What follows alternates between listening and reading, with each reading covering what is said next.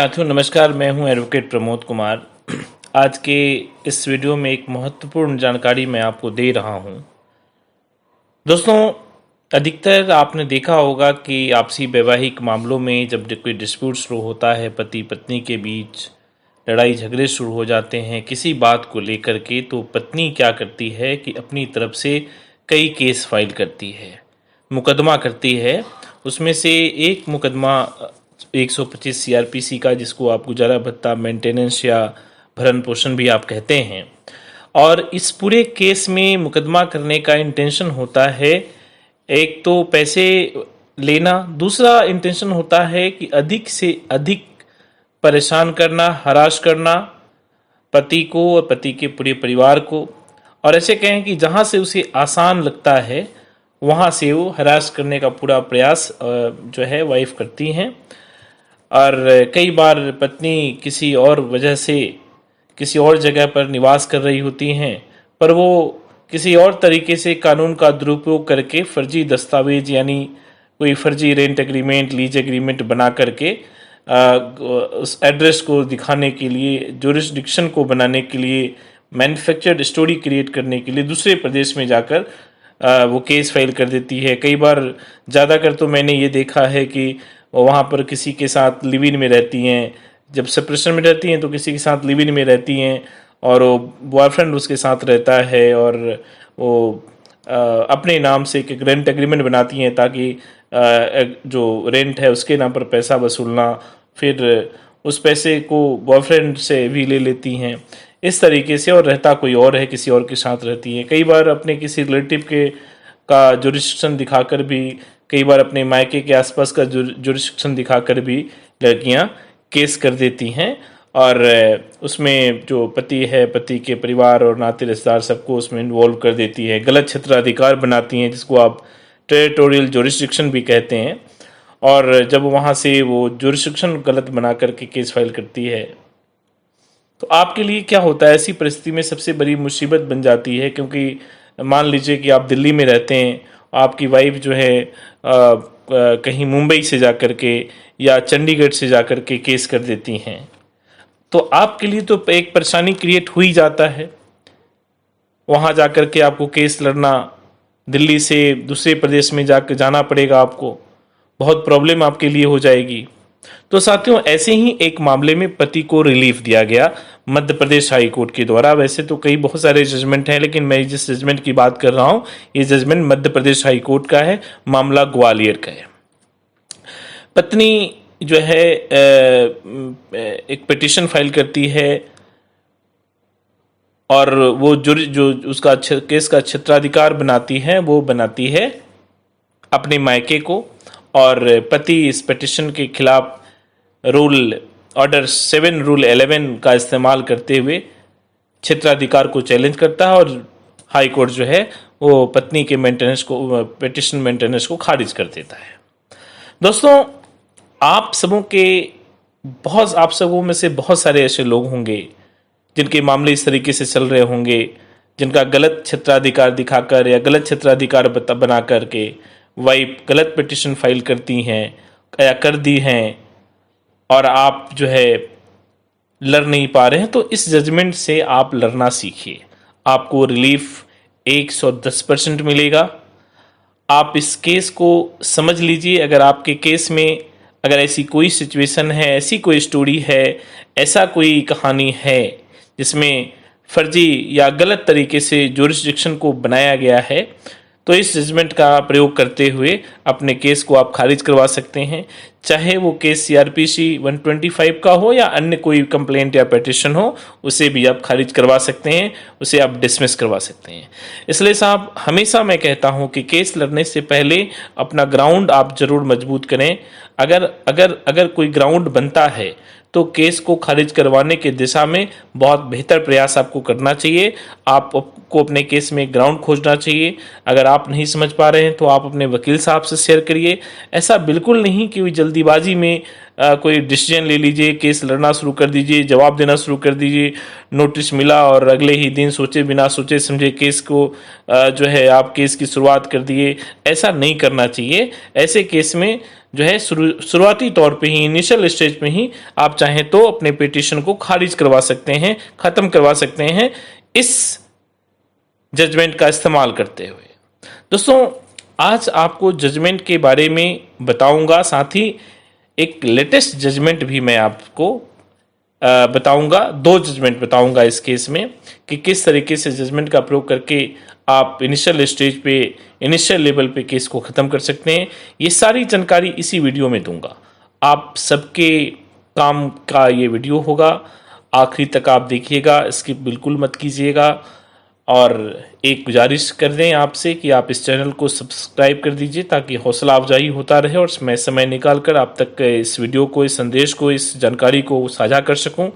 इसलिए अगर आप इसको सब्सक्राइब करेंगे तो जो भी नई वीडियो आएगी वो आपको इसका नोटिफिकेशन आपके स्क्रीन पर मिलेगा। और अगर कोई आपके पास शंका है, कोई सवाल है, कोई समस्या है, कोई क्वेरी है, कुछ पूछना चाहते हैं तो आप कमेंट बॉक्स में ज़रूर लिखें। स्क्रीन पर मेरा व्हाट्सएप नंबर है, आप हमें टेक्स्ट कर सकते हैं, व्हाट्सएप मैसेज कर सकते हैं और समय मिलते हैं आपको रिप्लाई करूंगा। अच्छा होगा कि आप कमेंट बॉक्स में लिखें ताकि मैं वहां भी आपको जवाब दे सकूं। और दोस्तों, इस मामले में पत्नी ने जो है भरण पोषण, जिसको आप खर्चा कह सकते हैं, गुजारा भत्ता कह सकते हैं, मेंटेनेंस इंग्लिश में कह सकते हैं, इसका एक पिटीशन फाइल कर दी है। पति ने अपने तरफ से जुरिस्डिक्शन को, यानी जिसको आप क्षेत्राधिकार कहते हैं, उसको चैलेंज करता है।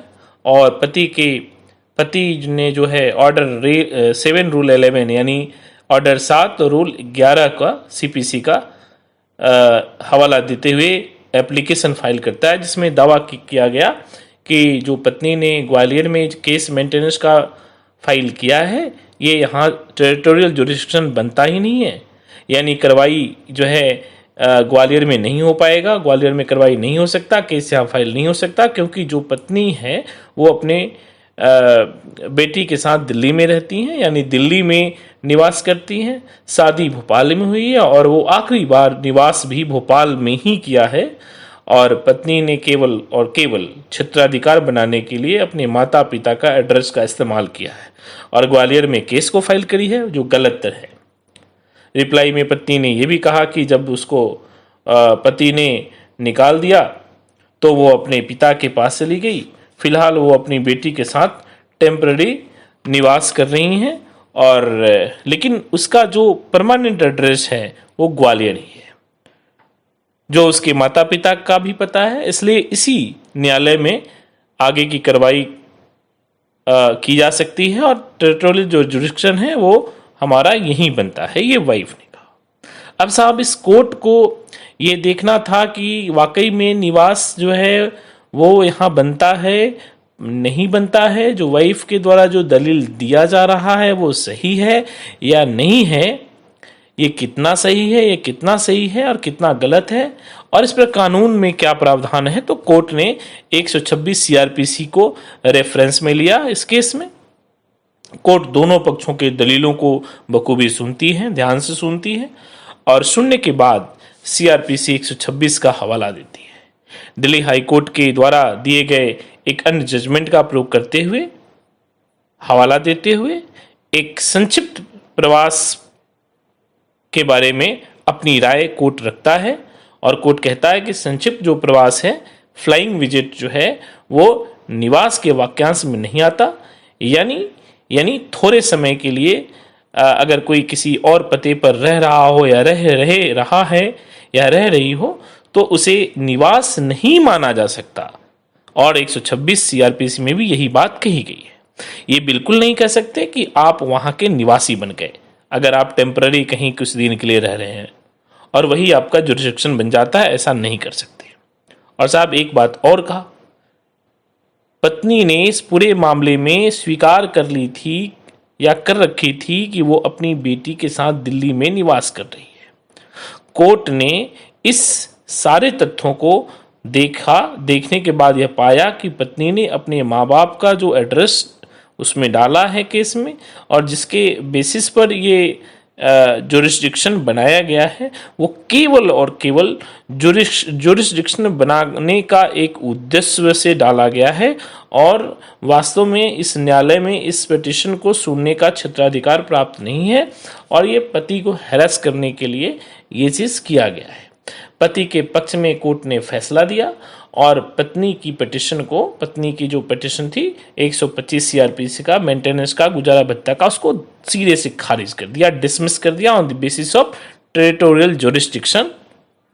साहब, आप में से बहुत सारे लोग होंगे जिनके साथ ऐसा हो रहा होगा, जिनके साथ गलत जुरिस्डिक्शन दिखा करके केस फाइल कर दिया गया होगा।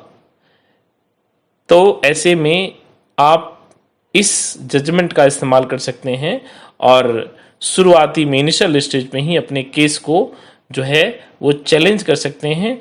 और अगर आपने इस जजमेंट का यूज किया तो 110% आपका केस जो है इनिशियल स्टेज में ही डिसमिस हो जाएगा, क्योंकि गलत जुरिस्डिक्शन को दिखा करके केस नहीं किया जा सकता। इससे वाइफ को राहत नहीं मिल सकती बल्कि राहत पति को मिल सकता है। साहब, आप इस जजमेंट को देखना चाहते हैं तो इस वीडियो के डिस्क्रिप्शन बॉक्स में मैं इस वीडियो का लिंक दे रहा हूँ, वहाँ से आप इसको डाउनलोड करिए, इसको पढ़िए, इसको समझिए और अपने केस में, अपने मेंटेनेंस के केस में या अन्य किसी भी केस में आप इसका इस्तेमाल कर सकते हैं। मैं आपको दावे के साथ कह सकता हूं कि आप केस लीड करेंगे और आपकी वाइफ का जो मेंटेनेंस का जो पिटीशन है वो डिसमिस होगा, वो रद्द होगा और आप केस को जीतेंगे। अगर फिर भी अगर आप दिल्ली में रहते हैं, दिल्ली एनसीआर में रहते हैं और आप चाहते हैं कि आप अपने केस को डिसमिस कराएं, आप इस केस को बेहतर तरीके से लड़ें, तो आप, मेरा नंबर आपके स्क्रीन पर है, आप इस नंबर पे मेरे से कांटेक्ट कर सकते हैं, व्हाट्सएप कर सकते हैं और समय लेकर मेरे से बात कर